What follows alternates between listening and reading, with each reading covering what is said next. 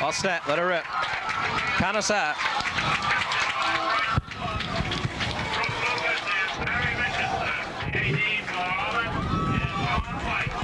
Hello, everyone. Welcome to Walton Field, where this evening we get the 1986 high school football season underway with an opening clash here this evening featuring the Edward Little Red Eddies of Auburn against the Thornton Academy team out of Biddeford. Lewiston already saw this Edward Little team last week, and they don't want to see any more of them. EL 39-13 victorious over this Lewiston team. Jefferson, on the other hand, got a look at Biddeford, at Thornton Academy, and they don't like what they saw. They came away 20-12. Last week, EL, just an awesome offensive attack, 464 total yards, and they're just amazing when they get things clicking. Perez, 16 carries, 227 yards, 3 TDs. Dubois, 8 for 13. He threw a total of 88 yards. So EL is definitely in the hunt of things early in the season as things coming out of the South are indicating that they will be strong. I'd like to welcome Norm Poulin, avid Lewiston sports enthusiast, joining me here this evening. And Norm, this is, I know, both of our first opportunities to see him, and I know it's hard to speculate on anything that's going to take place here, but it's hard to say what is going to happen with both these clubs because they both like to go to the air. Edward Little gave Dubois apparently some protection last week as he had time to throw. So, we haven't seen much. We haven't even seen the Thornton Academy team yet. So I guess we can speculate a little further here. Well, David, as far as I'm concerned, and what I know in the past, I've played under Coach Mike Haley, who's now the coach of EL, when I was at Lewiston, and he's always been offensively minded. Last year he had somewhat of a weak defense. This year he's built his defense right up there and concentrated more on his offense. I wouldn't be surprised to see a high-scoring game on both sides. If both teams get their offensives clicked together within the first quarter, I think we're going to see a high-scoring game if the weather permits. It looks like we're going to have some off and on showers, but otherwise than that, it's a nice night to play football. As we get started, these large umbrellas popped up in front of us here and obliterated the whole field, but it seems like it's alleviated itself a little bit here. I think you're right, Norm. I remember last year in this EL club that they had no time in the passing game. There was no time in the pocket. He was getting killed back there. Apparently, if any indications are there, against Lewiston, he had all kinds of time, this being Brian Dubois. And if you got the time in a high school league game, not as much as in the pros, but in a high school game, you can find anybody out there. That is true. And like I said before, now that Mike Haley has time to concentrate on his offense, you can sure expect some points on the board. Wow, that's for sure. I know that finally the Thornton Academy team has come out there, and from what scouting reports we pick up from them is they also like to go to the air. They're a team that likes to pass, and they also like to run in with the game here also. This is kind of a homecoming as we see over on the other side we see the former EL player John Moran, who's now assistant coach with the Thornton Academy team, as he has finally found himself a good position down there. He was with this Edward Little team for a little while, and it's good to see him back. And I know he probably would like to get a little revenge against his former coaches and teammates. He certainly would. Playing on his home turf, but coaching an opponent is certainly something to see. But John Moran is also an excellent individual as far as coaching is concerned in the football aspects. He's played for the University of Maine at Orono for 3 or 4 years when he was up there and was excelled in football. And he's always wanted to find himself a good niche as far as coaching is concerned. And once he has done that, I think you'll see that some good results from whatever team he's coaching. I think he was. I know that he's very enthusiastic. Yeah. At center field, Dave Robinson, Craig Tebow, Mike Tarbox for Thornton Academy are out there. Along with Edward Little, we have Brian Craig, Mo Bonacci, Matt Perez, and Jeff Libby. They are the team captains and co-captains or tri-captains, whatever you want to call them out there now. As it used to be just 2, now you see 4. In fact, you may see even more than that. With the toss of the coin, Edward Little has one and will receive. They will defend the goal, for those of you familiar to the Walton Field, to the school cafeteria, which is to be to our left by the clock. And Thornton will defend the Woods goal. So we've got things all set. It looks like EL will be going obviously first on offense, and this is good for us. I wanted to see EL. I wanted to see how they react. If there's any indication looking at the teams out there, it looks like Thornton is just a hair bigger. It does look that way, but surprisingly enough, EL looks almost twice their size as they did last year. I don't know what they did over the preseasons. I know that Mike Haley puts a strong emphasis also in preconditioning, and if he did do it before the season started, it does show. Yeah, well, that's true, Norm. You know he can sometimes be a little strong, and if that's the case, Matt Perez was a little smaller last year. This year, apparently, he's done a fantastic job with himself in the weight program. Yeah. They put him in at 165. He's a small kid. I mean, there's no taking that away from him, but he's done a lot with himself out there, and it's going to be interesting to see as they break from their form, and Thornton Academy obviously kicking off. Dropping deep for the Eddies. Looks like Bruce Campbell, Paul Morrell will also be deep. You also got Matt Perez, who's Matt Perez definitely is back there already. Thornton Academy breaking from their huddle to get themselves lined up for the kickoff. We're moments underway. Of course, we have to get our national anthem out of the way here. We've been advised there's going to be a small hold here as the officials are having a problem, I think, getting the national anthem ready. During the past year, several members of the Edward Little football family have passed away. We ask you now, please, to all stand and observe. This time there'll be a few moments for some of our Auburn fans who have passed away over the year. Larry Hersom, Wally Leahy, and Robbie Netto. Moment of silence, please.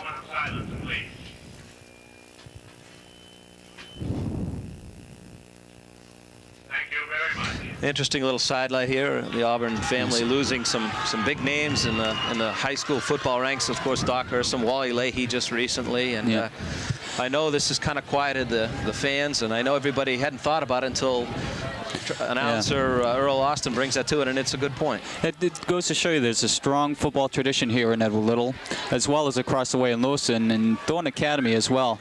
But I think you see it more and more as you participate or view any type of Auburn athletic event. There is a strong participation from the community, parents, and the students. Well, it's a good turnout here, even though we've had a little bit of rain falling down. You know, it's not obviously a standing room only crowd, but it's a good crowd. So we're just about ready to get started here. We'll stand by for the playing of our national anthem, which will be played by the Edward Little Band.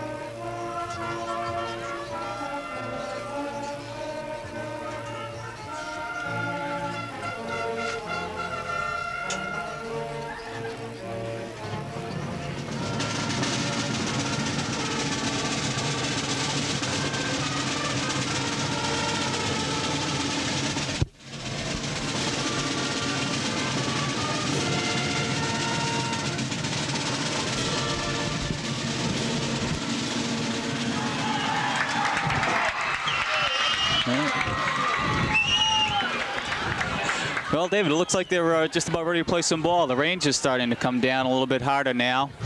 As Thornton Academy lines up. Again, we got Matt Perez deep, number 48, and we've got number 21 for the Red Eddies. Bruce Campbell back there with him as well. And I'm ready for the kickoff. So we are all set. Paul Cates ready to kick off, and just as that band started on, we noticed the rain is definitely coming down here. I just mentioned that.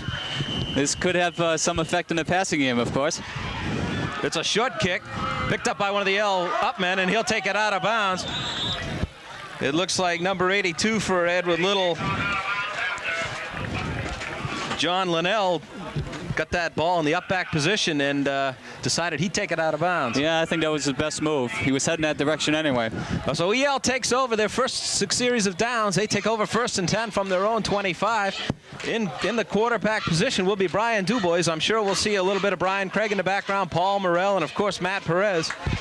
So we'll keep an eye and see how the running game starts off here.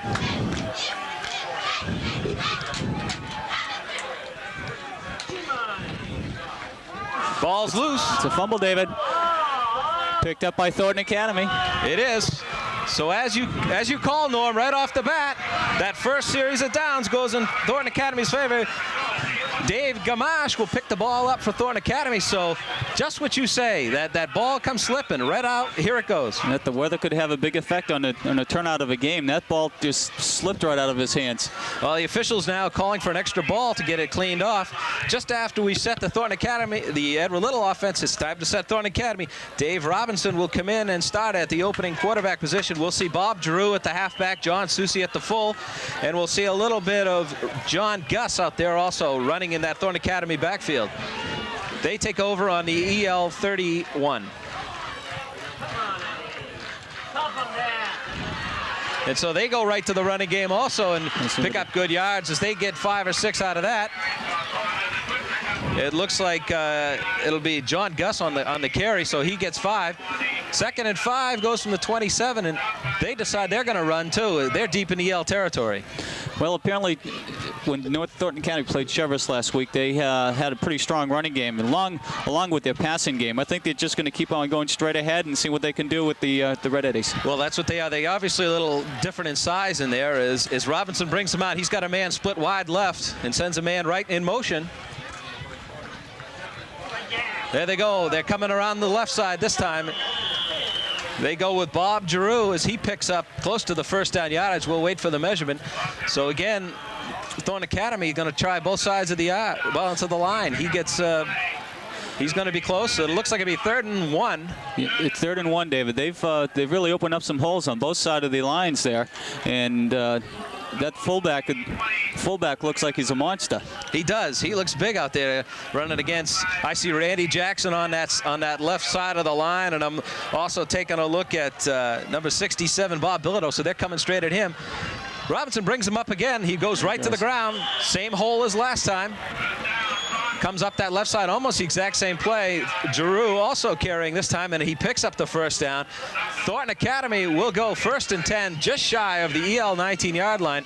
And again, Norm, you can see that they're going to just come on that left side. I think they found something over there. Yeah, they certainly have. With the strength that Thornton Academy has up in their front line, I think they're just going to try to power themselves into as close as possible and just play the game, let them get some yardage. That's what it looks like.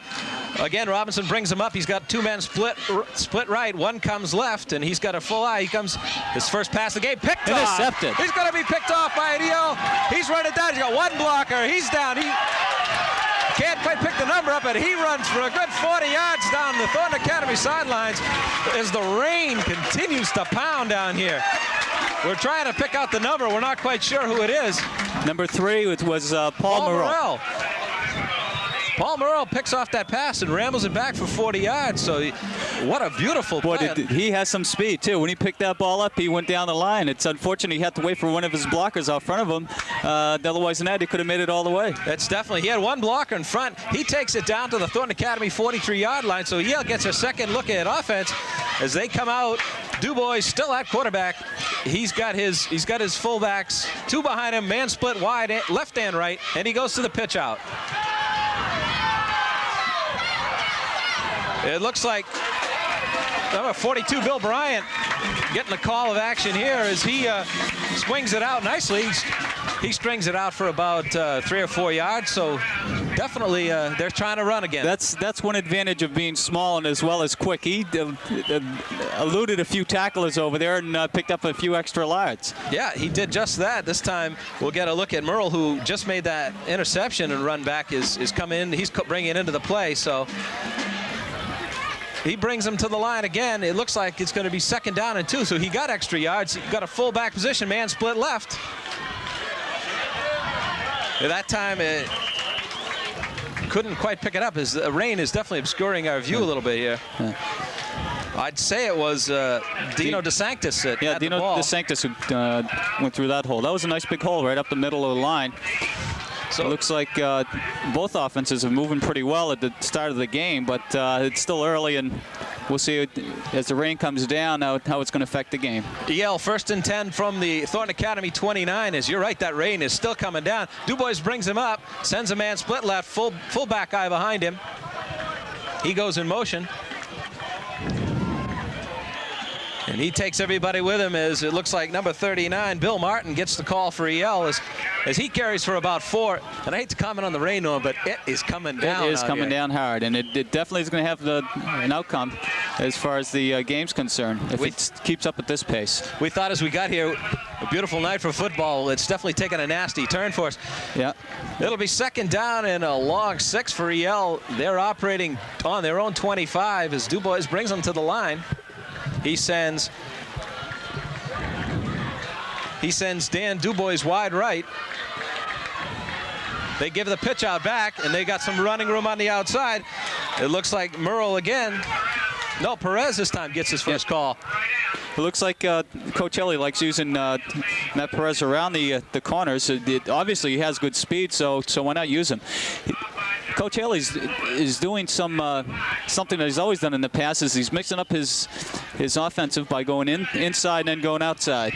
Don't be surprised if he comes out with a little pass. Well, that's what he's been doing. I notice he's working the short side of the field here. This time he's sending Merle wide to the left, and he's keeping Perez back behind him. I think he'll put one of them in motion here. No, he stays in motion, and they go right up the middle this time as Matt Perez will go. It was 3rd and a long 1.5. Right about there. That's true. If you would have followed his blockers were pushing the entire Thornton Academy team down to the goal yard. He looked like he was going to. The ball is going to be marked 4th and a long foot is what we'll call it here. It appears to be on the 20-yard line, or just inside the Thornton Academy 20-yard line. So already Coach Haley faced with a decision. He says we're going. He'll go for it. He never really was too conservative anyway. That's it. He's an offensive-minded coach. Everybody keying on Matt Perez, I believe, on this play, which he does. Matt Perez carries. Looks like he's got it. He will have 1st down yardage. Little's opening up some pretty good holes right there in the middle of the line. If they can control that line of scrimmage like they're doing now, it looks pretty favorable for Little. But again, it's still early in the game, and with the rain, who knows? I think we can pretty well discount the passing attack right now. I think because of this rain that there's going to be a little more quieter. The ball just shy of the Thornton Academy 15-yard line. 1st and 10, EL. DuBois brings him up again. He'll send Troy Bouchard split left. A little counter play. Oh, the footing is definitely a little slick out there as number 25, Dino DeSanctis, had a little running room. He did have a little running room, but again, the holes are there, and they've got the time to run. It's before you know it, they may be in the end zone. I don't know whether it's a counter or an option or whatever it is. That was a counter that they had. They trapped down on the guard, and it opened up a very big hole. If it wasn't for the cornerback that was left alone there, he could have been in the end zone. He could see the footing definitely playing a big attempt. DuBois brings him to the line. He sends Morrell split left and keeps all Perez and his backs behind him. 2nd down and 5. There we go. Perez splinging out. Nobody with him, so he'll have to do it on his own. And that's what we commented about. When he's out alone like that, and if he gets the corner, he's gone. But by the time he was working all by himself, and that's difficult to do. 6:09 left here, and excuse me, Norm, 6:09 left here in the first period. It'll be 3rd down and 4 as EL trying to knock on the goal line. That was a super one-on-one tackle made there by Craig Sommer. And it was open field against Matt Perez, who's an excellent runner. He just stayed his ground and tackled him with his shoulders facing the runner. It was a good job. 3rd and 4. DuBois rings him up. Got a man split wide left and right and keeps Perez. He sends him in motion now, so this time they going right up the middle. And number 39, Bill Martin, who also opened the drive, gets things started for Yale. He'll be close to first down yardage. Preliminary indication for Du Bois is he's got it, but we'll wait for the official, and he does have it. The offensive line is opening some holes and pushing the Thornton Academy line back. It's they're showing some excellent offensive power up in the line. That's definitely something that EL needs to see out there.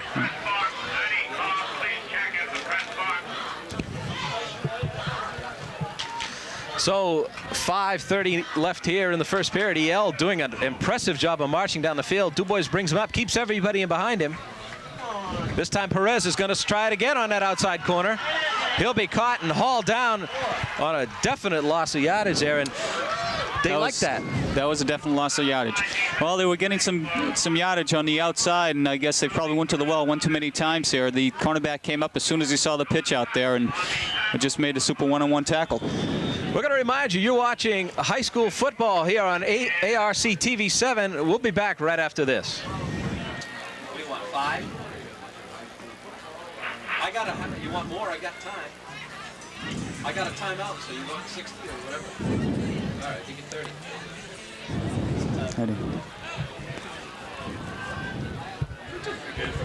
This is the first game. You know, they got to get the first names on these things now. So you better tie yourself down over there. We're back here at Walton Field. I must say a soggy Walton Field as this night of football has turned into a into a deluge, as you can see here. Yeah. As we take a look at that EL team out waiting to get this timeout. Timeout was called by EL. I think they were contemplating a second down and 19, and I think they were trying to decide whether they'd be. They're on the. I believe they are in a goal situation, so they got on the 19. They were in a goal situation, and they tried to go to the outside and lost some important yardage here. Du Bois brings him up. He's got a man split left, and he runs right up the middle.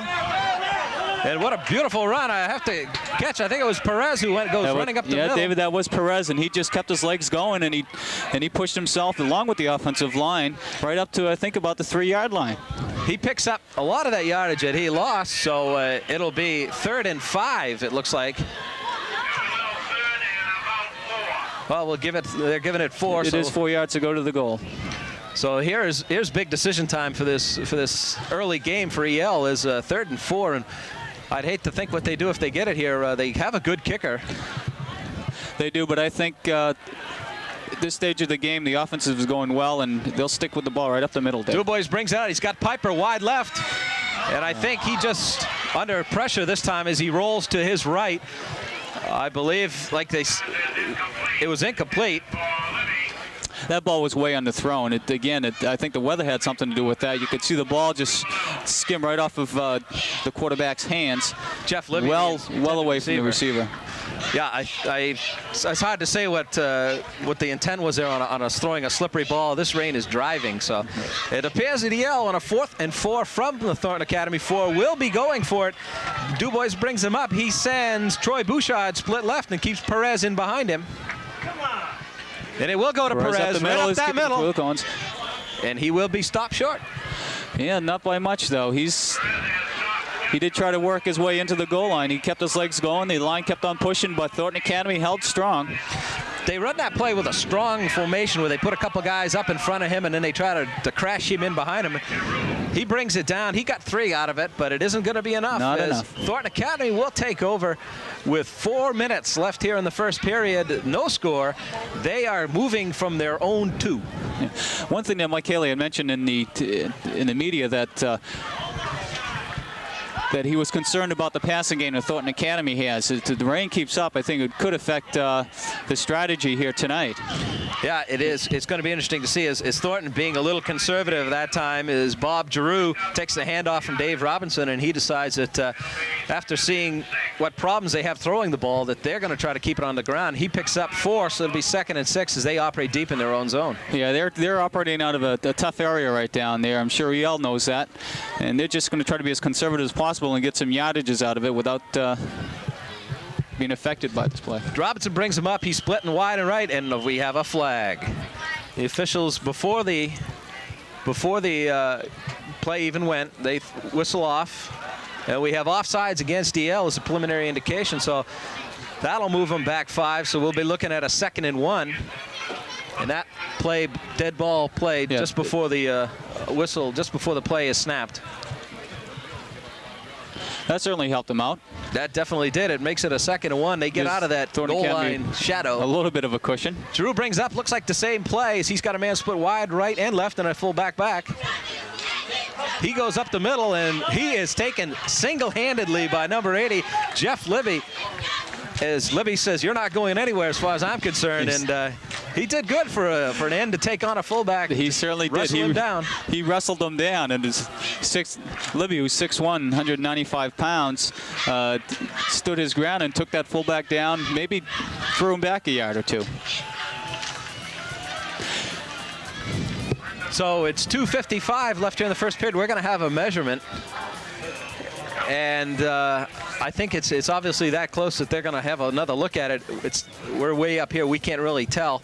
But as the officials bring chains out, it is a first down. So Thornton escapes their goal line. And they will be operating just outside their 10, probably their 12, 13-yard line. So they get themselves out from underneath that goal line as they needed to do.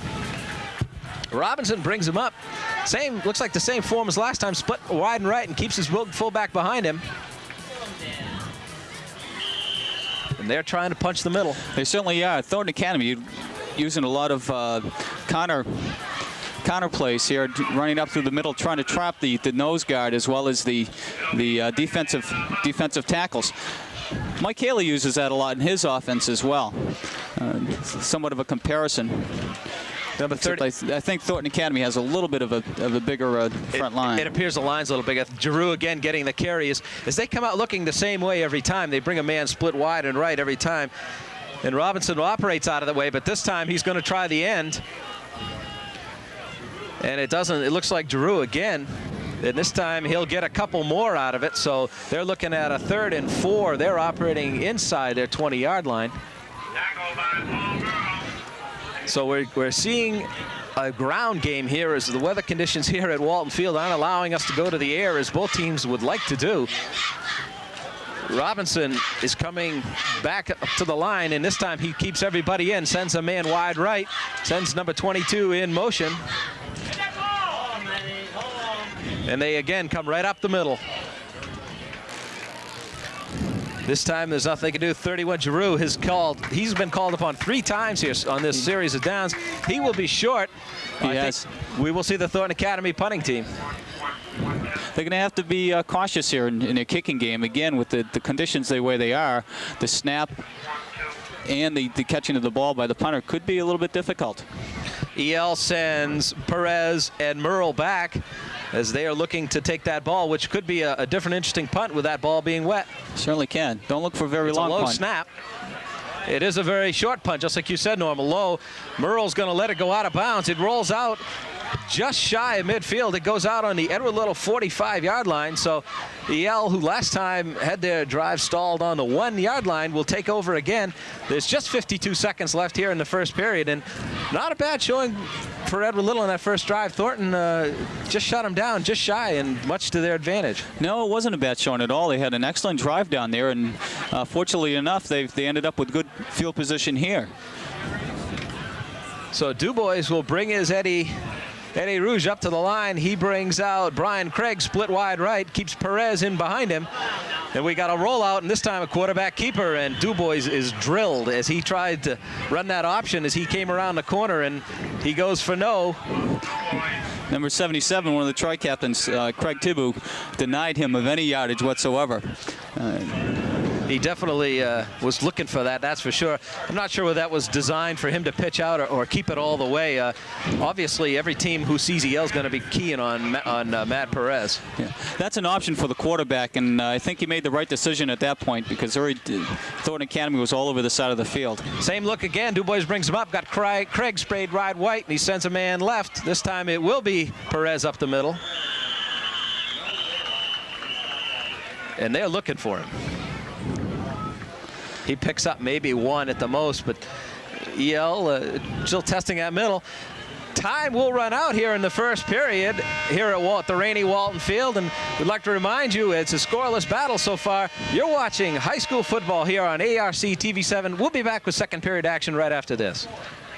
Again, the rainy Walton Field. We're scoreless, and EL is marching. They are on their own 46-yard line. It is third and 9 as Dubois brings him up. He sends Perez wide to his left in motion. This time he will pass. He rolls right. And number 27, Brian Craig, will have the ball. And it looks to be enough. Well, we'll have to wait. It's hard to say. He knew where he had to be. He had to get to the Thornton Academy 45-yard line. And he's shy. I believe he thought he was there because whatever Mike Haley teaches his wide receivers or tight ends is to, whenever they run a pattern, to make sure they get over the first down marker. And I believe he thought he was there, and it was an excellent pass, but just shy by a yard or so. It will be fourth and just inches as Paul Merle brings the play in. Dubois brings him up. Again, Perez deep in that eye, and he goes with the up man, and he dives for the first down. Definitely, again, everybody keying on our number one man out there, Matt Perez, and I think he went with John Linnell. I'm not sure. It was hard to see again. Yeah, it was John Linnell. Edward Little is going with a very conservative running attack as well as Thornton Academy. The last pass that Edward Little had was an excellent pass. I think if they can keep that up and mix up the running game with some of the passing to keep Thornton Academy confused.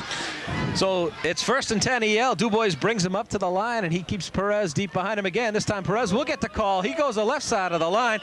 He rambles for about 5, and we haven't seen the explosiveness of Perez, but we've seen the drive he's got as he works hard on that left side of the right side of the Thornton Academy line. Yeah, Matt Perez is quick out of the backfield, which you don't see too much of in high school running backs, and I think that's one advantage again. One advantage of speed and being small, he can elude some tackles. Second down and 5 as Dubois brings him up to the line. He'll send Troy Bouchard split left and keep Perez deep behind him again. This time, 27, Brian Craig escapes one and rambles around the right side, but he was lucky he escaped.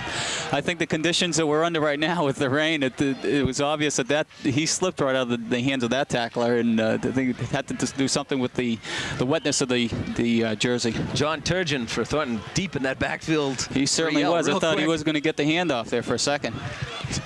So it's third and 5 for EL. I guess Craig gets back to the little original line of scrimmage. They're working from the Thornton Academy 39-yard line. As the change of plays, Merle is being used as a shuttle here tonight.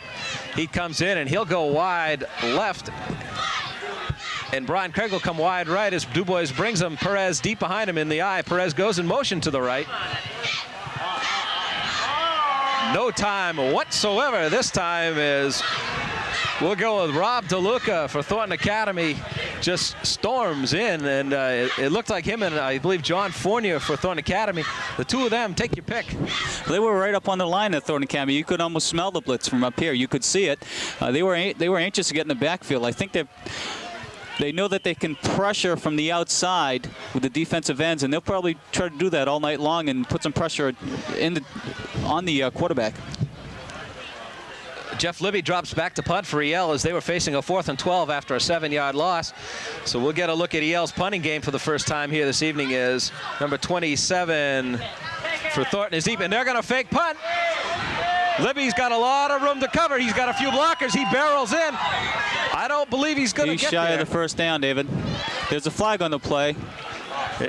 It's either a flag or an elbow pad. We're not quite sure yet. Looks like a flag on the play. No. I think everybody's wondering that. And I believe it is a flag. He has thrown a flag.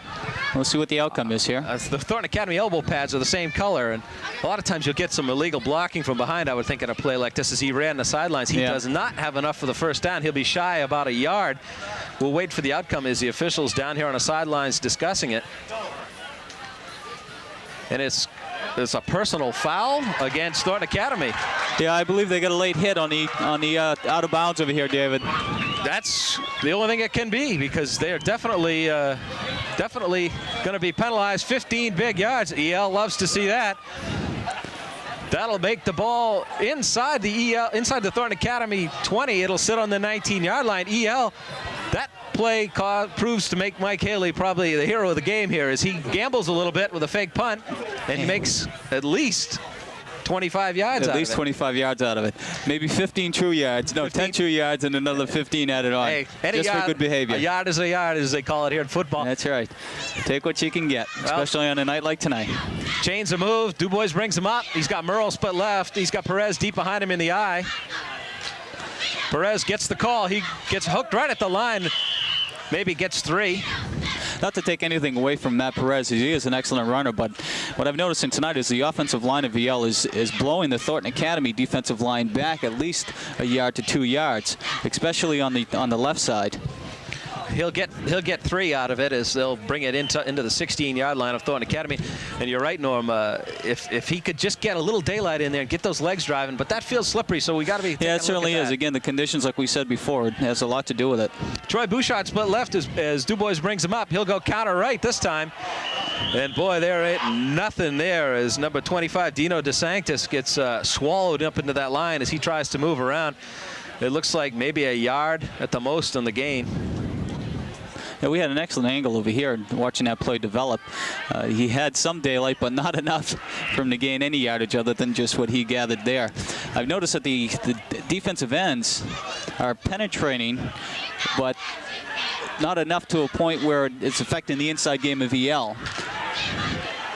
This time, Dubois will bring him up. He'll send Jim Piper split left and keep his wingbacks and fullbacks back behind him. He'll pass. He drops. And he throws it behind his intended receiver, John Linnell. He had him wide open, too. He had him clean. He was sitting at the goal line. So we look at Dubois' second pass of the evening, and under these conditions, I guess he's lucky to even get it out of his hand in a straight line. So we're looking at a 4th and 7. The ball sitting just shy of the Thornton Academy 15-yard line. EL will call timeout as they want to take a look at things and see what they're going to do. And we're going to remind you from a soggy Walton Field, you're watching high school football here on ARC TV 7. We'll be back right after this.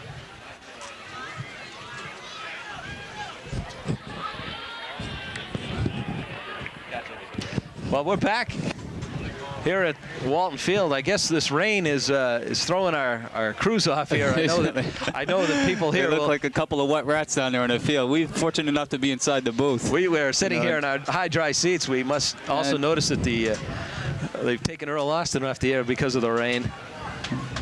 So they probably hit him somewhere in here. He'll probably got everybody who wants to stay dry up in here. Right. So we're down to 1 camera, and everybody's down there trying to tear down. So I guess we won't have our fine coverage that we usually have for high school football. But you will have your fine commentators. You definitely have our fine, because we're still dry. That's right, and we're happy. So EL facing a 4th and 7 from the 15-yard line, and they're going to definitely go for it again. There's Mike Haley, no holds barred offense. Merle is split left. And it's going to be a pass again. Dubois has a little time this time. He gets it out, and it's going to be taken. To run. That time, Bill Martin had a little bit of room open up for him. Looks like he's short of the first down by about maybe a yard or so, David. But don't hold me to it. If I'm taking a look at the yardsticks down at the other end and where the ball's located here, it looks like it's on the 10-yard line or the 15-yard line, and it's going to be Thornton Academy ball. So again, this EL offense is stymied as they get right down near the opposing team's goal line. It will be sitting on the 10, and it's got to be a little frustrating. It's still early, but yeah, it's certain. When you're down in this area 2 times in the first half and without getting any points on the board, it certainly is frustrating. That was an excellent play they had. That screen that developed, it just didn't develop quick enough. Robinson brings him up. He sends Dennis Pickard wide to the right and a man wide left. So we'll see what they do, and they're deep in their own territory. They stick to the ground game. A beautiful hole opens up in the middle. He had all kinds of daylight to run in there. He certainly did have all kinds of daylight. I think that was Bob Giroux who handled that ball. He slipped right through the middle of that line. He exploded out from the middle of the line and had some daylight to run. It's a good thing the free safety was hanging out in that area. It definitely was. He picks up the first down. In fact, he gets about 15 yards. It'll bring it out to the Thornton Academy 25-yard line. But just a quick comment here. This Thornton team is just all Bob Giroux. I mean, there's no other running backs in there. He's back there now. He's deep in the eye, and we'll see if they run right back to him. No, they keep coming with the up man. And probably that's why they go with Giroux. That's a good point, David. If they keep running Giroux like they're running him now, he's a big kid. And if they're expecting to get the performance like they're expecting from him now in the third and fourth quarter, we can wait and see. That time they switched. They faked me out here. 34, John Susi was the deep back instead of Giroux, and they went to the up man who was Giroux. That's right. They line the same way. Giroux first man in the hole, Susi behind him as Robinson brings him to the line. They'll go to the air. They go for the bomb, and this be about 5 yards overthrown. Excellent. That was excellent coverage by Paul Merrill over there. He had him man-to-man all the way up the field. He gives some height, as we can see on your screen. It's kind of deceiving from the angle of our camera, but believe me, when you're down a little lower here, he gives them some height. He certainly does, but I think Paul Merrill makes it up for with speed, as we could tell in the last interception he had in the first quarter. We're looking at a 3rd down and 9. 5:53 left here in the second period. The ball on the 25-yard line of Thornton Academy as Robinson brings him. He keeps Merle deep behind him. There's a pass. Oh, and he is decked, but he gets the pass away. Robinson gets cleaned out, I guess is a good word to use. That looked like it was Mike Booth coming in from the left side, almost blind side. He's a full head of steam on him, and I think he got his number on that play. The pass was juggled as it got there, so they're facing a 4th and 9 situation. Again, it's just over the 25-yard line, and it looks like Thornton will be punting. Number 41, John Gus, will be dropping deep to punt. Merle and Perez are deep for EL to receive. Again, they're not very far back, expecting a short kick. There's a low snap. It hits the ground. He gets a good kick away. Oh, good running catch by Perez to save it. He's up near the 40 to the 45, and he'll get right out of bounds around the 50-yard line. That was a super boot. Considering the snap, he had that ball right on the nose and went about 10 yards beyond where the Edward Little receivers were standing. Perez, a nice over-the-head catch. That was an excellent catch, and he made some good yardage and put himself in good field position. They're over or close to the over the 50-yard line right now, and they're in Thornton Academy territory at 47. 47-yard line for Thornton Academy. Yale takes over 5:35. No score here in this game. We're at the second quarter as Dubois is trying to get the air attack underway, but he's having a hard time because of the rain. He keeps his full crew behind him. He sends Merle split left, Perez deep behind him. He's going to go to the air again, and it's getting hurried. Yeah, he had to hurry because he had 44 right on his face mask, but number 27 was Brian right Craig. there in the flats again, some open room. If Edward Little can keep the receivers open like they're doing the beginning of the night, I think they're going to see some big plays here. Definitely having a hard time getting that air attack underway, as like you say, that time Craig was open, but they're getting some good outside pressure in on Dubois. Yeah, that did come from the left-hand side of the Thornton line, not in the middle, but from the left-hand side. So Dubois brings him up. He keeps Merle in, and he keeps Perez deep behind him again. Pitch out to Perez, and he's got no room at all again. Maybe one? Maybe one, if he's lucky. So we're looking at a 3rd and 9 situation. There's 5:22 left here in the second period. We're going to remind you, you're watching high school football here on ARC TV 7. A 3rd and 9 situation. Dubois brings him up, and he keeps Perez deep behind him all the time as he maybe a safety blanket. He's got him. He's going to pass again. He's got him deep, but just a little bit overthrown. Intended receiver is Bill Bryant. No, that was Matt Perez. He does a little bit of everything over here. He had the speed on the outside corner. He had that cornerback beaten as a result of his speed. It's just that the ball was a little bit overthrown. That was a good ball thrown from the opposite side of the field. He had to throw that ball at least a good 35, 40 yards. 4th down and 9 for EL as Jeff Libby will be dropping back to do some punting for Edward Little. Number 22 for Thornton Academy will go down as Thea Redmond will go deep. Here's the punt. It's a low kick. It's a squibber. It might take a bounce into the end zone, which it does. We weren't sure whether it was going to. So they'll bring it out to the 20, and Thornton will take over as a lot of the play taking place right in front of us, Norm. We got a good seat for tonight's game. We certainly do. In fact, we almost saw a block punt there from the angle we were at. So Thornton will take over from the 20-yard line. Yeah, it is a 20-yard line because they did have a touchback. So Robinson will bring him up as he'll send John Gus wide right and a man left. This time he comes up the middle. Who else? Was it Bob? You got it, Bob Giroux right up the middle. Bob Giroux. He's a workhorse. He's getting all the calls so far, just about all the calls in that running game for Thornton. He has, and I think he's had at least 80% of the plays that they had on offense so far. And I'm sure he's tired at this point. I bet you he's looking forward to the break at halftime. He's got to be. He gets 6 yards, so we're looking at 2nd and 4, 4:13 left here in the second period. As Robinson brings him up, he'll send Thayer Redmond again wide right and a man left. This time he almost misses the handoff, and it looks like it was again our man Bob Giroux, as he gets the call again. It will be enough for a first down. And boy, somebody, I couldn't catch the number. Kirk Marshall was right there in the backfield. I think he went past the handoff and just went after the tailback. Could have been an opposite team handoff there. Yeah. They do get enough for the first down. So it will be Thornton Academy 1st and 10 from the 31-yard line. I think David Robinson probably asked himself what that was too when he came by.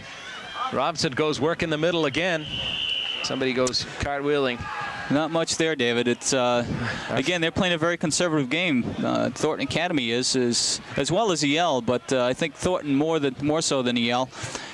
And I don't blame him. The rain's still coming down just as hard as it was at the beginning of the first half. And if it keeps up this way, we're going to probably see a conservative game with a few passes every now and then. I don't think they have any choice but to go with a running game, and it's going to wear out this poor Bob Giroux in there, as he's getting the calls all the time. Again, he's deep in the formation as they come with the same face with Thayer Redmond here to our right. And they go up the middle with the first man through the hole this time. A lot of times that's been John Susi. No, it's Bob Giroux once again. Bob Giroux again. What makes things even worse in conditions like this is the uniforms get very wet and they soak up water, which adds on some extra pounds. And I don't know if you ever run with 3 or 4 additional pounds on your body, but it does make a big difference. Yeah, it'll add some weight to you real quick. So he's facing a 3rd and 6, it appears. He'll be operating on his just shy of his 35-yard line. As again, he keeps Giroux deep behind him, along with John Susi. There's Robinson. First man through the hole comes forward with it. It's Bob Giroux once again. I think the FIEL can concentrate on just keeping a key on Bob Giroux. They might keep the running game shut down, but at this point they seem to be picking away a few yards here and there. So EL changing up as they're anticipating the punt, as they have sent in all the good hands to the back. Number 83, Troy Bouchard, brings the play in as Merle and Perez go deep. The snap, and again he gets not a bad kickoff for the rain this time. This time that ball slippery. Perez having a hard time finding a handle. He's in big trouble. He stiffs one down. He's moving around his own 20. He gets out to his 20. And goes down. He lost his footing. Goes down at his own 23. David, that Matt Perez has some speed. He outran 3 or 4 defenders, and it almost looked as though if he wasn't going to slip, he would outran the outside defender there to make a play that looked like it was going to lose yardage and gain some yardage. He had a hard time cutting. Of course, that's the worst part when you're trying to come upfield, is make that cut along the sideline without going out of bounds. Well, again, the weather affected 2 plays here, with the catching of the ball, I believe, as well as the footing of Matt Perez coming around the corner. So DuBois will bring him up. He'll operate on his own 24-yard line, as he's got Merle split left and he's got Perez deep behind him. This time one of the up backs will take it and he'll ramble a little bit. And it looks like Jason Higgins gets the call. Is Mike Haley doing a little mixing and matching of his running backs, not like Giroux. He's always been known to that. It keeps his running backs fresh, and it also keeps the Thornton Academy team guessing. So he picks up 6. He rambles for 6 underneath that line, so it'll be 2nd and 4. EL operating on their just shy of their 30-yard line, as again DuBois keeps Perez deep behind him. And this time somebody finally breaks free, and I believe we're looking at Dino DeSanctis. Yeah, he picked up some yardage there. At first, I thought it was Matt Perez, the way he came out of that backfield with some quickness and speed, and just popped into that hole for at least 10. It looked like about maybe 7 to 8 yards. So EL again, it shows that the offensive line is really opening up some holes down there in the middle. If they can keep to that, and hopefully if they can keep the ball in their own hands and not in Thornton Academy's hands, they'll potentially put some points on the scoreboard. It's been totally yelled through the first half, as far as I'm concerned. Even though there is no score. I agree with you, Norma. There's 30 seconds left here in the second period, and again, this timeout here is Coach Haley not operating from, he's operating from his own 40, but maybe he's thinking of trying to pop something here. Get some emotional advantage before they go into the half. Yeah. Well, with the speed that Edward Little has, with the Matt Perez's and the potential of a long pass, 30 seconds is plenty of time for Mike Haley. He's trying to decoy as he's got a man right here on the sidelines, and he's definitely going to go to the air. And that's a little dangerous when you're throwing a blind pass out like that. Troy Bouchard here on the sideline. It was a timing pattern. Yeah, it was a timing pattern. Just not changing the subject, but just one quick note. I noticed that Bob Giroux is also playing defensive for Thornton Academy, which puts an extra burden on his. Mr. Giroux going to be one tired man on the bus ride home. Excuse me. Du Bois brings him up. He's got that man split left, and he keeps Perez deep behind him. He's going to go to the air again. This time he is going to be tagged. He throws the ball away. I guess you could call that. The official claiming he was in the grasp. So yeah, he was in the grasp. That was a good call by the official. So they will lose yardage. I'd say he loses a good 5, if not more. So they'll be facing a 3rd and long yardage. The clock will run, and I think Coach Mike Haley would say, let's run it out. Yeah, I think that's what he decided to do at this point.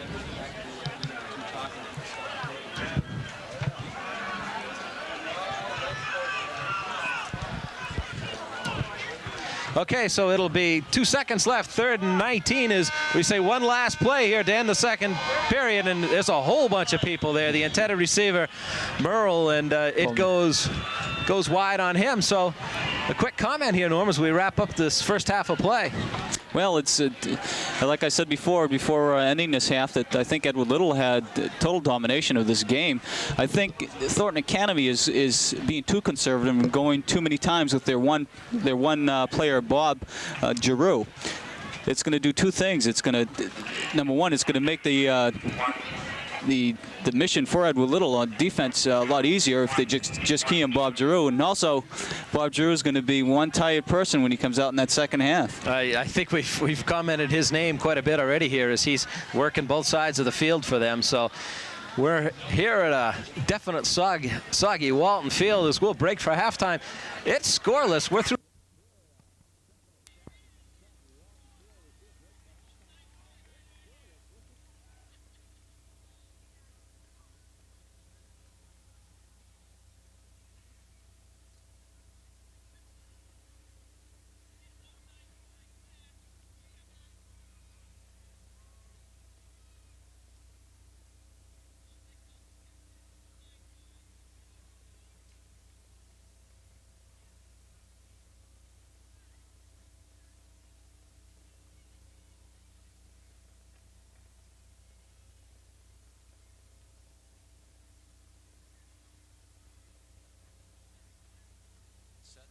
I think we're ready to go.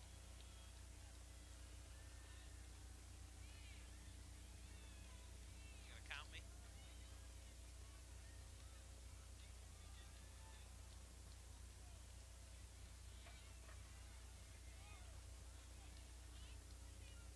Well, we're back here at soggy Walton Field as we're almost set for second half action here. We are scoreless. During halftime, we had quite a deluge of rain, so we're finally letting it get up a little bit, but it doesn't seem to last too long. I think a deluge is putting it lightly there, David. I see most of the fans left the field, and but most of the diehards have come back, and they're ready for another exciting second half of football here. I don't think the rain has affected the players' spirits. It looks like they're ready to play some ball. Well, they definitely got to be if they've got this much into it. Randy Jackson set to kick off for EL as he'll get things started here for the second half. And we have a false start. That's right. They're out of their blocks too soon. I think I think they're definitely ready to play football, Norm. it least the kicker is anyway. I think he heard a whistle from the stands, and he thought that was the referee's whistle. I didn't hear any police whistles. We have a few of them around, but now he gets the whistle, and we're set to try it again. He'll be kicking deep. It's a little soggy off the side of his foot. It'll bounce and be picked up by one of the up men. Try to pick a number up is, again, visibility is very limited. It looks like number 20. Yeah, I think he's going to change his offense around a little bit and just mix up the plays without having to use number 31. So he brings him. That's right. He brings him up again. He splits him wide, left and right. First man through the hole. And he's still digging down in there, and he doesn't even get taken down. And it is Bob Giroux. It certainly is, and boy, he was a bull on that play. Bob decided he'd try to get a little forward motion, and he gets himself in. Not that far. He'll be looking at a third down and about 4. We'll give it 5. So they're operating just shy of midfield.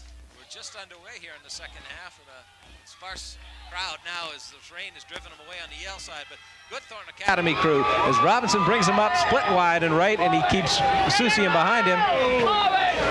Here's Giroux up the middle.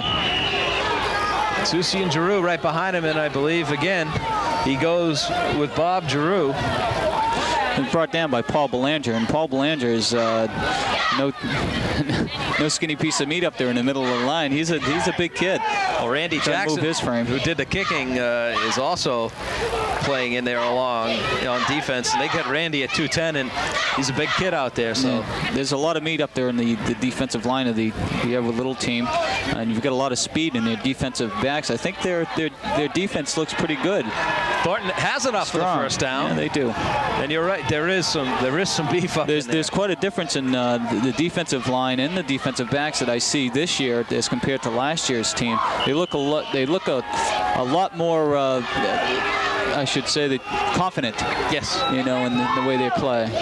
They're definitely a little bit stronger in there as Thornton does pick up the first down. They're just shy of midfield as Robinson brings him up, keeps Susian Giroux behind him. First man through the hole. It appears to be Giroux.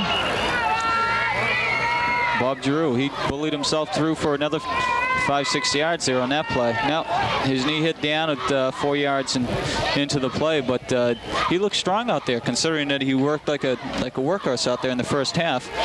But we'll see how long that can last. Well, this is it's cool out, and he's definitely not getting exhausted except for that, but he is running hard.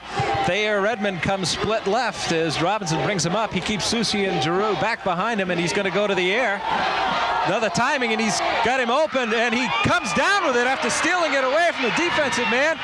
He's knocked out at the 4, and it was broken up nicely by Paul Merle. He came from nowheres with his speed and saved a touchdown. Knocked him out about the 5-yard line. Brian Craig did the initial breaking of the play. He had him stopped, but the ball juggled around and came down in the receiver's hands, and there's not much you can do. He was perfectly there to defense that, but like you say, if it wasn't for Merle's speed to come up, so Thornton's coming off at the 6-yard line as Robinson brings him.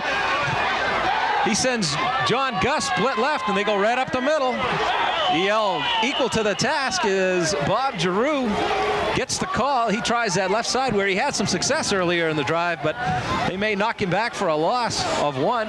Yeah, Edward Little has been known to have a very good defensive stand when it comes to goal line standing, that's for sure. Thornton has called timeout. On that last play that got him down there, it looked like the ball that was thrown was just thrown up in the air, and it was up for grabs for the Thornton Academy or an Edward Little player, and then it was like, I want it, no, I want it, I want it, I want it, and it came up with Thornton Academy. Brian Craig had a shot at it because, like you say, it was an air ball. It was just thrown up for anybody to run under it, and Craig got his arm up in it. And well, they both had control of the ball. It's just that the wide receiver for Thornton Academy came out with it. So we're looking at a second down, and it looks 6 or 7 yards.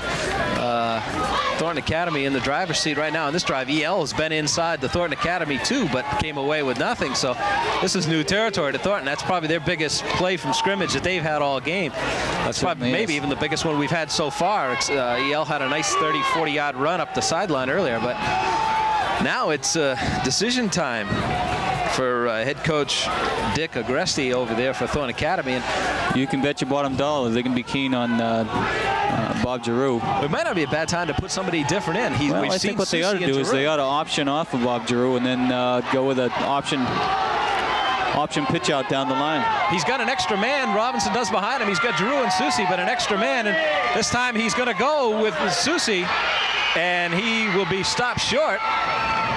What they did right there, they faked the Bob Giroux into the middle of the line, and the defensive lineman converged down and opened up a natural hole for the following back to come on through. Just what you called, Norman. We had to use an option off him, and officials are calling timeout. We got a man from Thornton, apparently, number 34. That was Susie who carried the ball. I don't know whether he's got some equipment problems. Yeah, got a shoe stepped on. So we start the clock back up. They're on the 2-yard line. It's 3rd and 2, and why not do it again if that's what Thornton's thinking? Well, they got some yardage out of that last play. Why not? This time they change it. They got Susie behind Giroux, and this time Giroux will go. And we have no official indication. We're still waiting for the officials. We got a few Thornton opinions. They do give it to him. So Thornton's the first one on the board with 8:23 left here in the third period. And what else can you ask for a design play? You know, we've seen Giroux all night. Just give it to him. Let him go. Yeah, then that's exactly what he did. He went up the middle of the line. Of course, all he needed was about 1.5 yards, but he struggled for that 1.5 yards, and he got in there for the touchdown. Thornton Academy's on the board. They break the scoreless tie at the 8:23 mark as Thornton Academy attempting the extra point. Getting the shoe. It looks like Paul Tate, I believe, would be doing the kicking. And the kick is up, and it is good. Thornton Academy on the board. They hold a 7-0 lead over EL here at a soggy Walton Field as we see that rain coming down. We're going to remind you're watching high school football here on ARC TV 7. We'll be back right after this. Hurry. We're back here at soggy Walton Field as Paul Tate just kicked that extra point, gets ready to kick off. He's got Perez and Merle deep for Edward Little to kick to. They've got an extra man back in there for EL. I don't know whether they're trying something, figuring he's going to hook it this way. Which he does. And that ball's loose again. That ball's definitely slippery. I don't know whether it's Bruce Campbell. It was Bruce Campbell who had that ball. That ball just squirmed right through his hands. And again, the weather has something to do with it. I think, although Thornton Academy's up 7-0 at this point, it's still anybody's ball game because Mother Nature, I think, has control in this game. I think Mother Nature's was the deciding factor here. So Edward Little will take over on their own 33.5-yard line as DuBois, the air attack just about out of the plan here because of the rain. He comes back. He's got Craig behind him and Perez and Chadwick behind him. And this time it goes to Perez. He tries the left side. Little dancing around over there. And I think he might come away with 1, maybe 2, if that's it. Yeah, Matt Perez was hit hard on that play. He did dance around, but I think he paid for the last waltz on that one. I think he did pay for it. He picks up 0 net yards, so it's going to be 2nd and 10. And clock running here in the third period. Thornton Academy on top 7-0 as EL again operates from their own 33. DuBois still at quarterback for EL. He's got everybody in behind him except split left one, and it comes up with Brian Craig, and he is drilled by Craig Tebow. Thornton Academy, I think, went into the locker room after the first half saying that, they know that they were getting beaten up in the middle of the line. It looks like they've done something different. Either they've changed players or they just came out with a different attitude because they are ferocious up there. That time you could see the ferocious, Craig Tebow as he lays one into Brian Craig. And you're right, Norm, they seem to have figured out that right side. The only EL hope is to go left as they lost about a foot. It's 3rd and we'll give it 10 as DuBois brings him up. This time there is nothing in that line. That time Perez with the ball, and we could see him bounce back as he ran right into all those stacked up linemen. He hit a wall of white and maroon jerseys and didn't go anywhere. So it'll bring up a 4th, and they give him a yard, so we're looking at 4th and 9. So EL in the punting situation, which they didn't have to do much against Lewiston, but they're definitely having to put the punter Jeff Libby in action here. They're going to have to punt here with caution because, again, the ball's wet, and as we've seen Thornton Academy punt, they've had some difficulty, and they're in a tough situation here, Edward Little is. Dave Gamache and Thayer Redmond drop for Thornton as Libby has fielded off the ground. He's got pressure. Gets a pretty good kick away. It'll be Thayer Redmond picking it off. He'll fake a reverse. He gives it off. There's flags dropped everywhere. Yeah, I believe there was an illegal block, blocking below the waist on. There's a bunch of, it looks like number Academy. 18, Harry Wiley was down there, and I think you're right, Norm. He might be the guilty party down in there. We're getting an illegal block against Thornton Academy. I don't think that reverse fooled anybody. I think it stopped them, as I think they were a little unsure of the handoff, as it seemed to really slow things down, as the officials will be taking, I don't know whether it's a 10, it's a 15-yard penalty. Was aware of that. So, boy, Thornton Academy's been hurt by the big penalty here. Certainly has. Put him right back in inside their own end. They're driven back inside their 20. So we're definitely still trying to figure out what the argument is on his side. I guess the officials are. Well, I don't think there's any argument. They're just getting ready to play ball, and okay, you're all ready to go. Okay, I couldn't see whether the Thornton coaches were disagreeing with that call. They'll get underway from inside their 20. It looks like the 19 is Robinson will come out.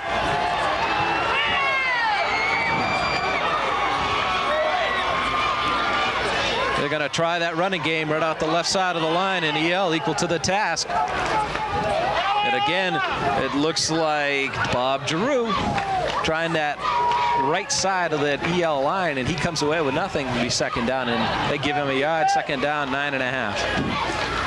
Well, you know what Thornton Academy wants. They want Bob Drew to run with the ball, and hopefully they're hoping for him to break for a long one, as far as we can see. Giroux back in that lineup. He's the second man back.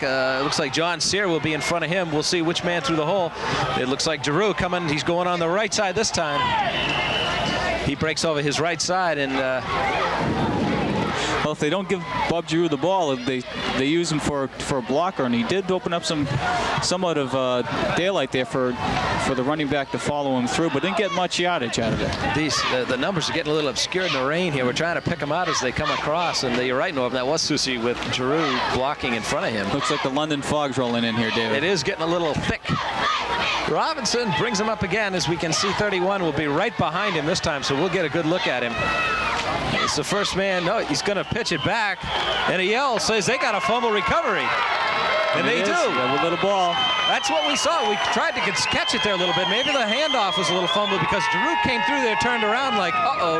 It almost looked like a quarterback sneak. I think what happened was that the quarterback had a hard time handling the ball at the snap. And Edward Little fell on the ball. It's Edward Little ball and deep in Thornton Academy's territory. They'll be taking over just on the Thornton Academy 20-yard line. And you're right, Norm. Giroux turned around and said, he opened his arms like, I don't have a ball. So Dubois is going to get a chance moving deep inside their zone where they have moved well. He's got Perez behind him, the second man through, which he pitches back to him. Perez is going to try this corner. He sees nothing. The footing, you can see the water sloshing out there, and it's getting sloppy on that corner. I think they're going to have to try to keep the running down to minimal as possible, because as you could tell, there was no footing at all. You can see the water sloshing out. That's where he went down earlier. That part of the field appears to be a little soggy, more soggy than the rest of it. Let's leave it at that. He loses about 6 or 7 yards, so EL facing a 2nd and 16. They have been moved outside the 25. They haven't been too successful with the outside game in the first half. They gained some yardage, but not as much as they have going inside.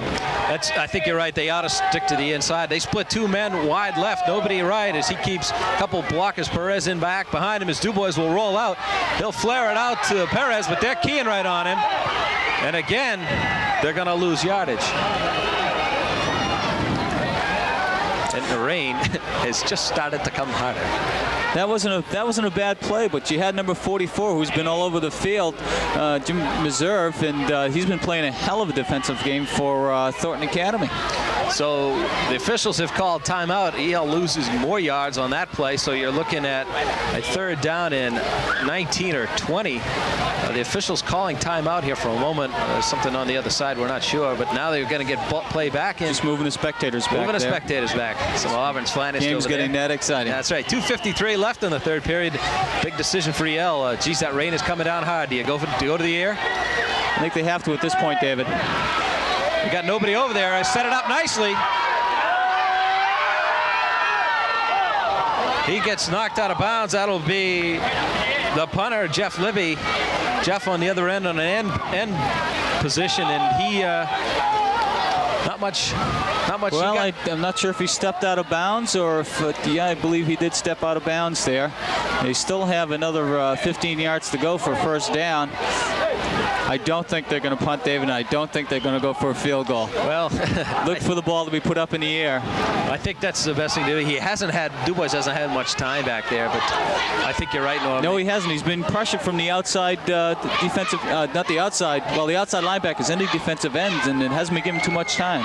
The only thing I think the best thing to do is, like you say, Norm, put it in the air. He's going to keep Perez back as a blocker. He's got 2 men split wide, left and right, so he sends Perez in motion here towards our right. We got a man leaving early. Officials didn't see it, and he's about to get cleaned out.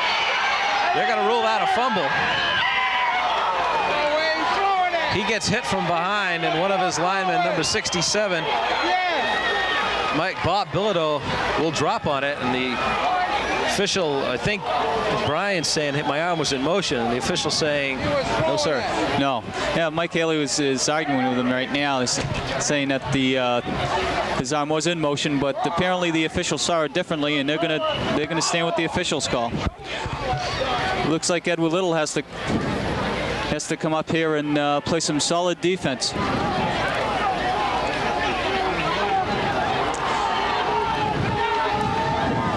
Okay, David Robinson up. Gives it right to Bob Giroux, right through the middle of the line. And 80% of their plays have been up there, and 80% of their plays have been with Bob Giroux. They can play a little conservative at this point, having a 7-0 lead, and almost in Edward Little territory. I think they're in the driver's seat. Well, it appears that way. That time, again, they're starting to do some working on the ground as they get a few yards that time as Robinson brings them up. He's going to roll out. He's going to splits the EL defense. They just watch him go right by it. He's going to get another 1st down as those EL defenders on the corners just kind of watched him right through. When you take a look at the Thornton Academy linemen, they were more. I think they were more confused as the Edward Little defensive team was.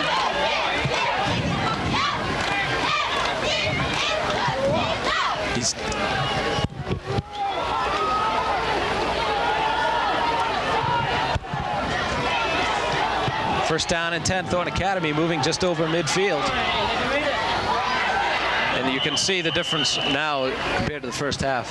Thornton is finally starting to be able to move it. Yeah, it seems as though they found their niche, and they're using they're using their best offensive, which is supposedly Bob Giroux, and straight up the middle. Yeah, they moved over into the EL territory. They're at the 43-yard line. So 2nd down, they give him no gain, but give him some time. Yeah. 55 seconds left here in the 3rd period. Officials whistle, and I believe it could be a delay of game. You saw somebody lining up off sides, which he did. You could see we were right on the line. We didn't. It looked line to me. It looked clean to me, but he's right down there. That's what those individuals wearing those striped uniforms for. That's right. They're down there. We have the headphones on. That's why they're down there to second guess us. So they'll move him back 5. Moves Thornton Academy into a more favorable position. It'll be 2nd down and 1.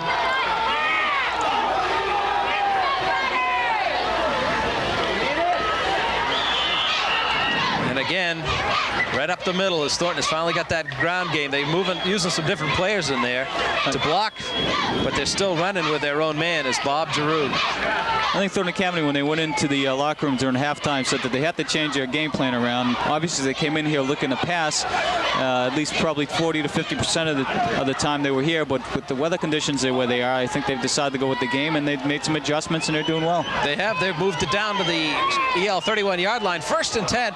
Time's just getting shy here in the 3rd period. Is that time? This time Robinson hands it off, and again, number 31, Bob Giroux, gets his call. Apparently, we're having a few problems with this rain, as it has really driven down on us.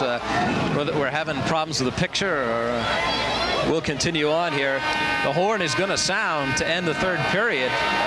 We might have to stay with it here. I know that this rain has put some burdens on the technical crews here, so we'll have to wait and see. We'll do our best. You know, Dave, we tried doing our best through the whole game, and apparently weather conditions affected everybody, including ourselves. And all we can do is just give everybody a plus as far as the cameramen are concerned. Well, we're going to try and get things straightened out here. It's 7-0 Thornton Academy after 3. You're watching high school football here on ARC TV 7.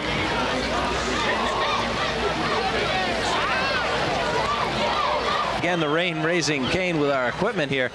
I'm not sure if it was our good buddy Giroux, but somebody did a nice run around the right side of that. No, that wasn't Giroux. That was the quarterback, David Robinson. He kept the ball and just tucked it in and picked up a few yards. Well, they do important yards at this point. They're deep in Edward Little's territory right now. I think another score on the board would make it very, very difficult for Edward Little to come back. Robinson did pick up a 1st down as he's operating deep inside the Yale territory. He's got a man split wide left and right, and they're going to stay right on the ground for good yardage. Yep, that Bob Giroux is just one big workhorse out there. It doesn't look as though he's showing any signs of fatigue. He's just picking up those yards, and important yards, like I said, because Edward Little has their backs to the wall, and if they don't hold them here, it's going to be very difficult for Edward Little to come back, especially in the weather conditions the way they've been. Giroux does get 7. He's down inside the 10, or right on the 10, so Thornton looking at a very favorable position. There they go, right up the middle again. This time it looks like Bob Giroux gets nothing. His EL defense is finally, they're closing him down every now and then. Chris Shea in on the stop. Chris Shea grabbed him by the waist along with 3 other defenders and said, "You're not going anywhere," and that's exactly where he went, nowhere. So he's looking at a 3rd down and 2. They give him a yard on that one. He's operating inside the EL 10-yard line now. Interesting call in this series of downs. We know they're going to go for it both times, but this is the big play. All kinds of room out there for Robinson. He's going to try to squeeze around. He doesn't. I don't know how close he came to the 1st down marker, but it is close. Looks like Darren Marcoux, they're going to give him the 1st down. They'll give him the 1st down. Now it's gold. 1st down and goal to go. Darren Marcoux chases him, strings Robinson out that time, but it's not quite enough as they do get the 1st down. So Thornton Academy driving here. 10:21 left here in the game. They are on top already, 7-0. And they are moving well inside the EL 10. Robinson brings, he's got a man split wide right. Tries the handoff to the left side. We're a pretty good distance away. We're trying to pick up who would. I think you put your money on Bob Giroux going up to the left side there. I think they're just going to keep on giving him the ball and just let him work for it. He's deserved it if anybody's going to get a touchdown. Edward Little's got to hold strong. I mean, again, they got their backs to the wall and they're down 7-0, and we're in the 4th quarter. Not much time left. They have to hold on the 1-yard line, so there isn't much room down there as we finally can break it out through the rain. And so I think you're right. We'll see Bob Giroux. Somebody's through for a touchdown. That's a touchdown. As the Thornton fans come up with it, and we're trying to pick up who it is again. Put your money on Bob Giroux. I think he's submarine down right under the defensive lineman, and just all he needed was a yard, but as he extended his body out, the ball broke the plane, and the referee gave him a touchdown. He picks up their 2nd touchdown of the night. Paul Tate on for the extra point.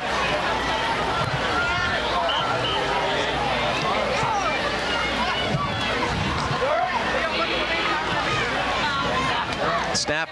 The kick. We've got 14 points on the board for Thornton Academy. So they are taking it to Edward Little here in the second half as they've opened up that 14-0 lead. And in this type of weather, Norm, you commented earlier, it's awful hard. We can look down to the sidelines and see water congregating now as puddles on the sidelines. So yeah, it's hard to come back. It is going to be awful difficult for Edward Little. Number one, their passing game is definitely not going to be up there as a result of the weather, and neither is their running game. I mean, we saw the footing earlier. It's just been taken out under both players from Edward Little and Thornton Academy. It's just that Thornton Academy has been keeping the ball in the middle of their line on their offense, not having to do too much running and just bully their way in for yards and a touchdown. That's right. Paul Tate set to kick off for Thornton Academy. He's got Perez, Merle, and Bruce Campbell back again as they await the kickoff. It's going deep, and it looks like Perez will be able to pick it up. Everybody wanted him to come through. He's picking his way through. He's got some open running room. One man to beat. He tries to get around that outside corner, and he can't, but he picks up good yardage. He gets it out almost to midfield as you can see him picking his way gently through there. Number 48, Matt Perez, picking his way through. Certainly a good runner, boy. He just shifted. You see the way he moved the ball from the right arm to the left arm to the outside of the field. So if he was to fumble or get hit on the ball would hopefully go out of bounds other than in the field. And did a super job on that run back. Dubois brings him up. 1st and 10 out of Little from their own 46. He keeps Perez back behind him. He splits a man wide left to right. He's going to the air. He rolls around and throws it right into number 44. John Meserve, it looks like, for Thornton Academy, and John says, I've got it. John Meserve has been all over the field tonight, and if I were to give anybody a defensive player the night award, it would be him. He's done a super job. You could see the play developing at that time as Dubois went back to pass. It was a definite set play, but you could see that Meserve was just lurking. You could see him step up from his safety position. He's been everywhere. So he's been in the backfield of Edward Little. He's been in the middle of the line, and he's been in the backfield of Thornton Academy to pick off that pass right there.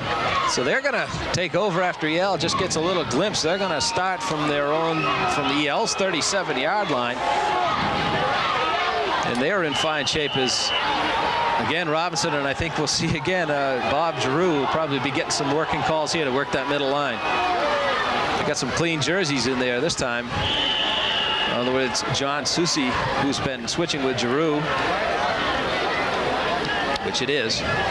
So Susi may start seeing a little bit more extra luggage carrying as Giroux's really done his job tonight. Yeah, he has, and I think they're giving him a little bit of a breather right now. I mean, there's only 8 minutes and 40 seconds left in the game, and they're just going to be conservative. Robinson sends Dana Sicard wide right and keeps Giroux behind him. Just a nice little gentle handoff to Bob Giroux, if you can consider it that. I'm sure what the Thornton Academy coaches are saying right now is to hold on to that ball. The last thing they need right now is a fumble, and to give Edward a little chance to score and put some points in the game. The clock is now running. We're almost at the 8-minute mark, and you're right, Norm. It's just a matter of fact to keeping the ball, keep it in close, run it out, and I'm sure they'd like a few first downs to keep Yale, because Yale definitely is going to go to the air when they get the chance to do it. Robinson again, he keeps it. He goes around the left side. Short of the first down. It looks like it's going to be 4th and 2. So interesting call here for the Thornton Academy brain trust over there. Do they, obviously with a 14-0 lead, I would believe they go with it. Now they've got 3 yards to go, and they've made those 3 yards before, even with Edward Little's tough defense. So they're going to definitely go for it. He's got full men behind him, and we'll see if he goes to his Bob Giroux, which he does, and he's met stiffly at the line by number 88 for Edward Little as he got his nose stuck in there, and Chris Shea, his second good hit of the night. He's put on somebody. He's been also playing an excellent defensive ball game. His efforts definitely have have made that play a no-gainer. It was all his right there as EL will take over. They'll be operating from their 33-yard line as they finally, again, will get the ball back. And Du Bois, again, back out on the field with the play. And we'll see if they go to the air right off the bat. Down 14-0, you almost have to.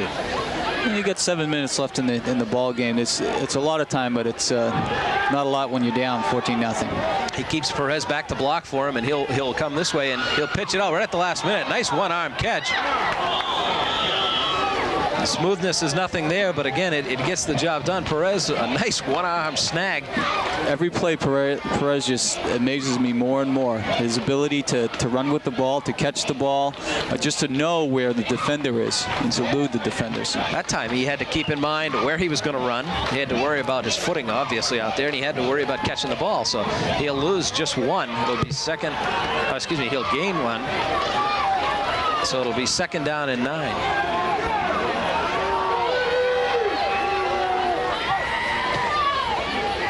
They do the same play, except the same side, and they know the footing's terrible over there. The ball little not going anywhere, David. They're just spinning their gears in the mud down there. The ball comes loose that time at the end of the play, but they're losing yards. They're going in the wrong direction.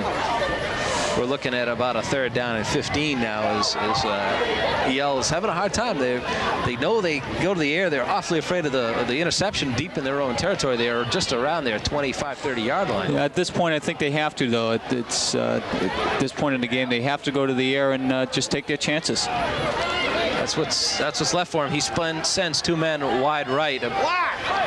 We'll see if Du Bois is going to drop back. He's got a little protection this time, but he throws the ball, and a nice catch. And he's keying on Perez again, I believe, with a catch. That was a good gainer of about maybe 10 yards, but now the question is, it's 4th down and about 4 yards to go. Do you go for it down 14-0 and 5 minutes left in the ball game? That's what would you do? Question. I'd hate Knowing to be Mike Haley is going to say, we're going to think about it. Well, Mike Haley and his players are thinking about it. We're going to remind you that you're watching high school football here on ARC TV 7. We'll be back right after this.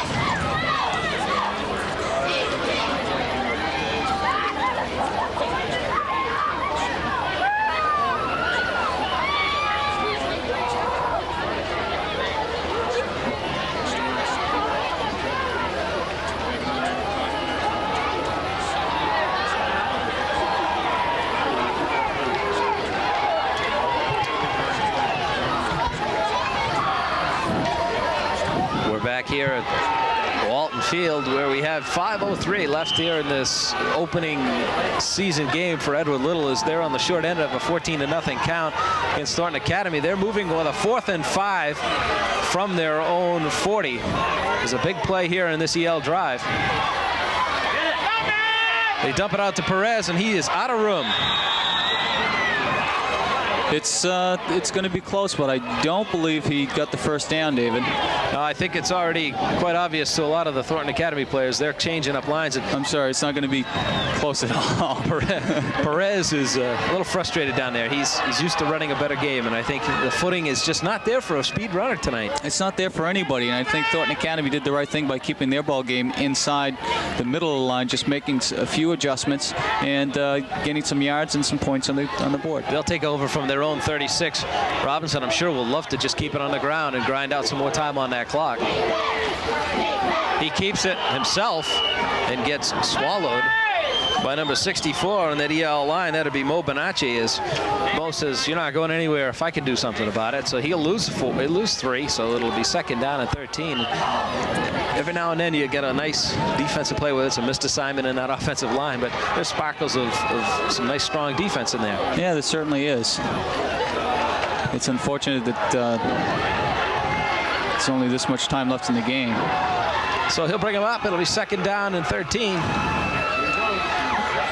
And this time, again, the EL defense is figuring they have nothing to lose. As this time, number 34, John Susi's getting a call, and I think he's gone one man. He's gone Susi. I think it's time for Bob Giroux. Yeah. EL defense has been playing a whale of a game tonight, and other than the lapse, it seems though they only had like a small lapse, but Thornton Academy took advantage of that.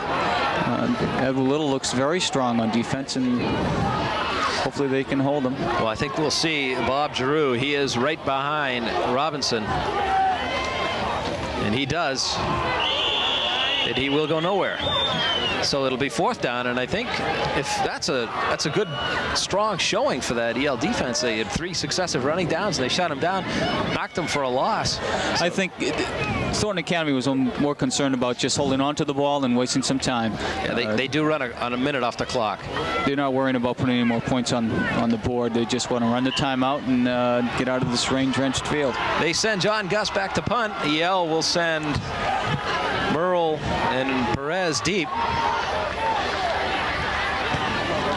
Nice kick. It'll go toward Perez, and he'll take off down the right side of the field. He loses one man. I see a flag go down, and he goes down also. So that slippery grass is giving way underfoot, and I think we see a flag down over there, and it'll probably be coming back for an illegal block from behind. Yeah, from what I saw over here, it looked like a clip against Edward Little. Just Matt Perez lost his footing. He slid about 10 yards. ran for 10 and slid for 10. Yeah, they're giving it an illegal use of hands, I guess you could call it, or probably hitting him, pushing him from behind. So that'll knock that run back that Perez makes, and that'll set EL deeper into their own territory. Not much time left on the clock, and they've got to definitely take all the strategies out and just go for it, David. That's the only thing you can do when you're down 14-0 with 3 minutes left here in the game. And just a quick sidelight on the rain, Norm. It has almost stopped. The rain started right as we kicked the ball off, and now as we get ready to sound the final gun, the rain's going to stop as if someone was looking down over here. It's kind of... They probably are. You'd hate to say what the game would have been differently had there been an aerial game. This might help Edward Little now that the rain has stopped. That field is just drenched. So they take over. They'll be operating deep in their own zone.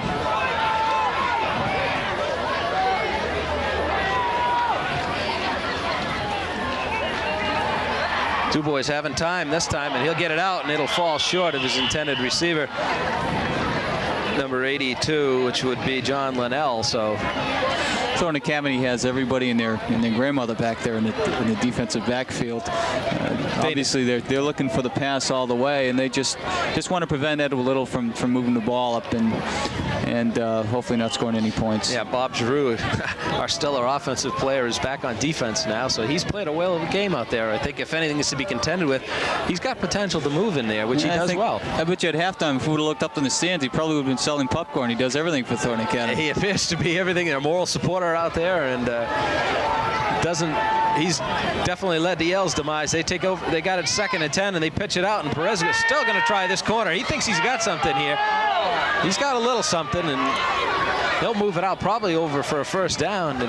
He picked up some good yardage. The problem that exists there is that he outran his coverage. Exactly. He was facing everybody by himself when it came to that point. He does get the 1st down. He'll move it out to, it looks, just over the 25-yard line.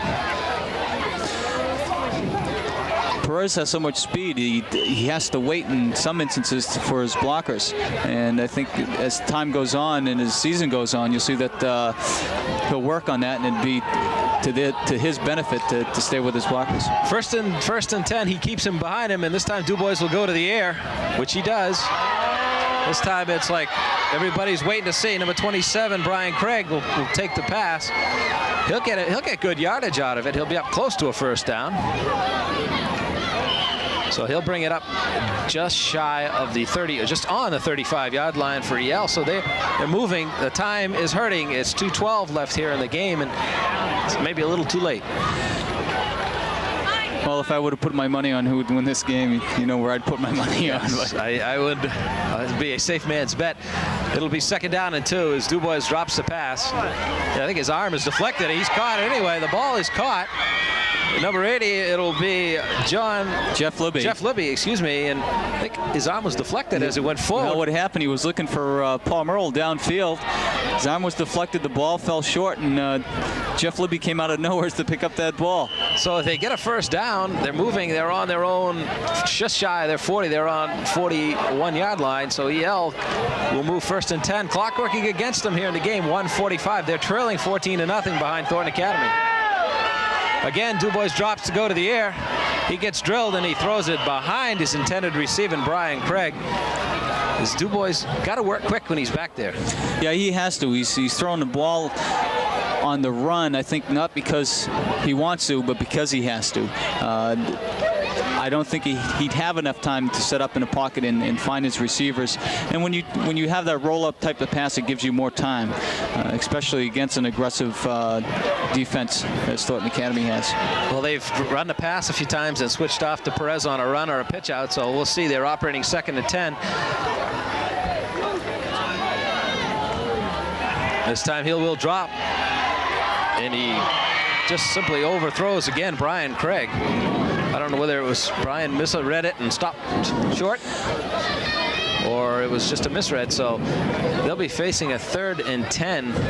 Only lost 6 seconds off the clock on that play.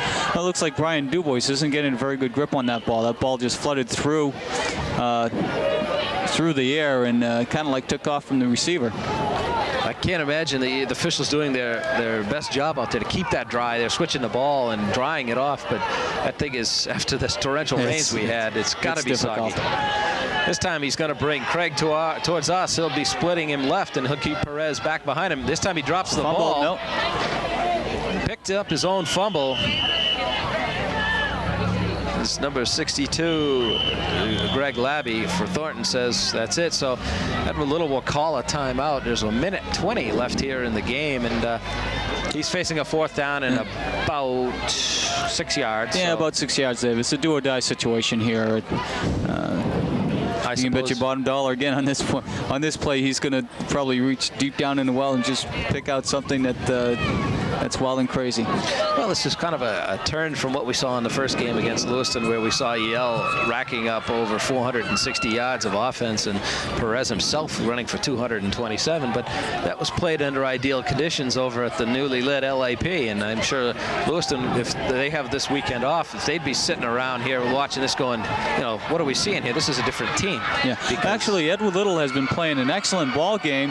The only problem was, like I said before, there seemed to be just a slight lapse in the defense there for a short period, and that's when Thornton Academy took advantage and scored their points. That's all you got to do. Take advantage of the breaks. It's Yale, 4th and 6, big down here in this drive. It'll determine whether they get on the board. Dubois got a lot of pressure.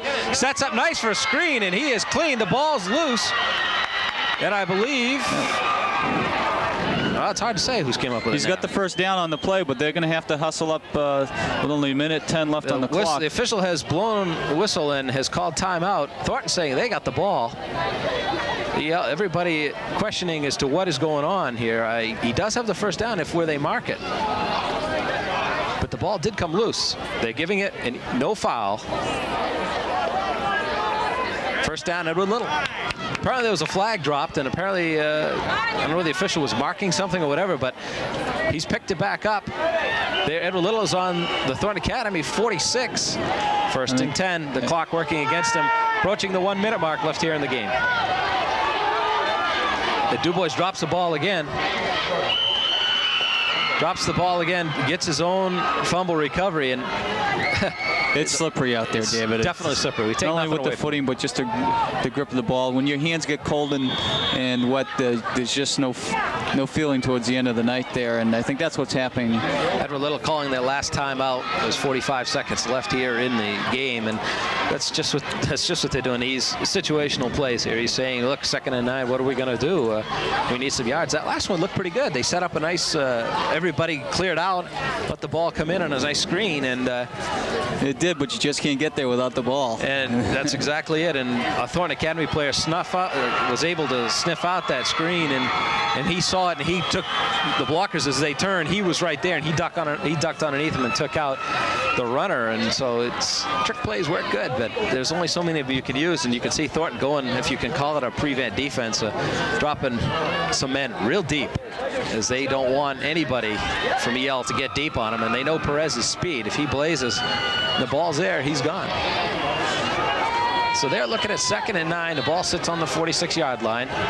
45 seconds left here in the game. Thornton Academy on top, 14-0.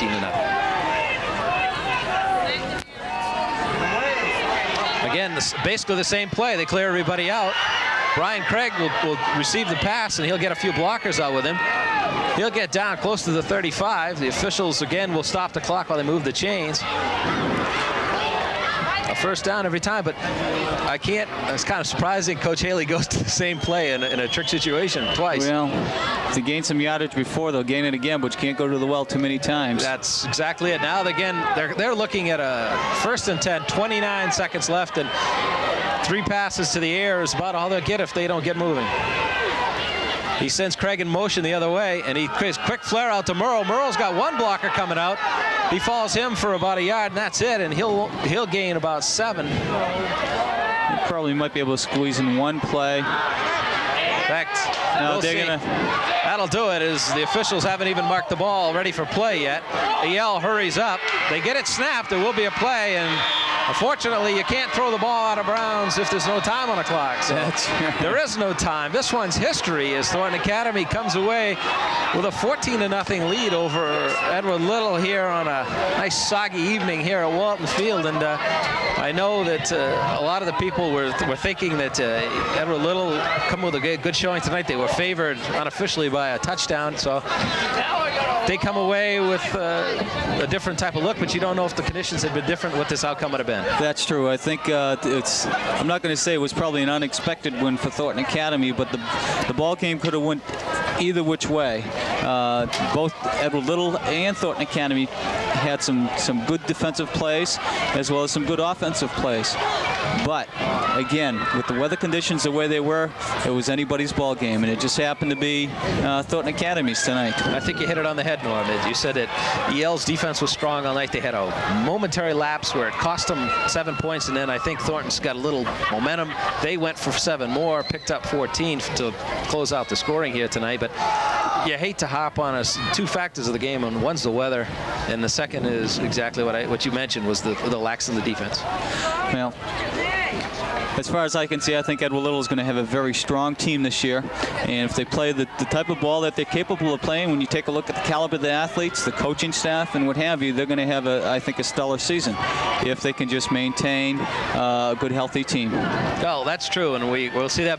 We'll be taking a look at the Lewiston Blue Devils in their first regular season game next weekend, as we'll get a look at them if they'll be home under the bulbs at the LAP. Norm, this has been fun. I enjoyed this. Maybe we'll see each other again up here at the press box as we get to call another game. Maybe we will. We'll see what happens. For Norm Poulin, this is Dave Bugel reminding you, you've been watching high school football here on ARC TV 7 from Walton Field. Good night.